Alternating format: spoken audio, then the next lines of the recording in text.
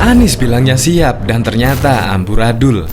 Ratusan jurnalis yang mengatasnamakan dirinya Forum Wartawan Jakarta turun ke jalan untuk suarakan aspirasinya. Kedatangan kelompok wartawan secara spontan menggelar aksinya dengan membentangkan spanduk dan tulisan-tulisan proses keras atas kinerja Pemprov DKI dalam penerapan pembatasan sosial berskala besar sebagai program pencegahan wabah COVID-19 dinilai amburadul. Kami mendukung apa yang telah ditetapkan pemerintah, namun kami kecewa atas sistemnya yang tidak jelas, ucap penasihat Forum Wartawan Jakarta, Lemes Godongan, di depan Balai Kota Jakarta Pusat Kamis 23 April. Ia mengkritisi sistem pendataan penerima bantuan paket sembako yang dijanjikan Gubernur DKI Jakarta tidak sesuai dengan ucapan Anies Baswedan. Bahkan Lemens menilai ada kekeliruan dan bersumber pada sistem maupun SDM dari jajaran Pemprov DKI yang kurang mumpuni.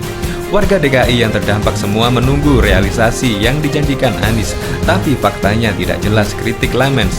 Dalam penerapan PSBB guna mencegah penyebaran virus corona yang digaungkan pemerintah untuk tetap di rumah akan membuat rakyat kelaparan. Pasalnya, rakyat disuguhkan dengan aturan dan janji-janji pemerintah yang berbanding berbalik 180 derajat. Faktanya kan memang seperti itu. Kami sebagai pengawas kebijakan anggaran pemerintah sekaligus kontrol sosial publik sangat kecewa dengan ketidakjelasan pembagian paket sembako di warga DKI.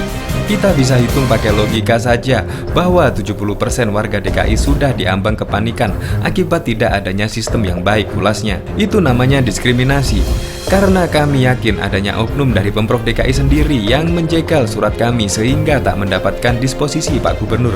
Jika itu terjadi, maka bisa kami katakan oknum itu telah melanggar HAM berat, tegas Lemens. Pernyataan yang sama juga disampaikan Wakil Ketua 1 Bidang Organisasi Forum Wartawan Jakarta, Era Jatur Setiawan selepas orasi di depan Balai Kota Jakarta Pusat Kamis 23 April.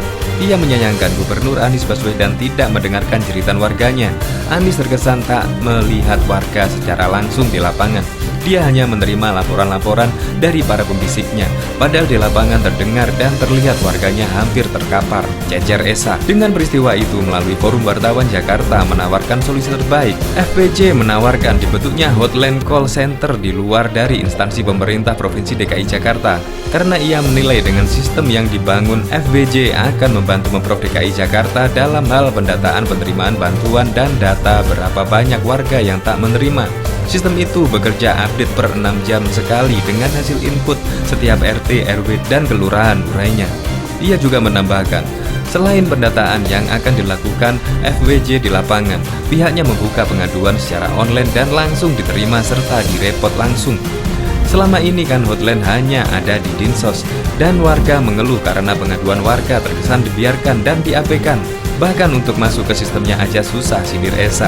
Sementara Ketua Umum Forum Wartawan Jakarta, FBJ Mustafa Hadi Karya yang biasa disapa Opan ini membenarkan adanya aksi serentak dan dadakan tanpa adanya komando khusus.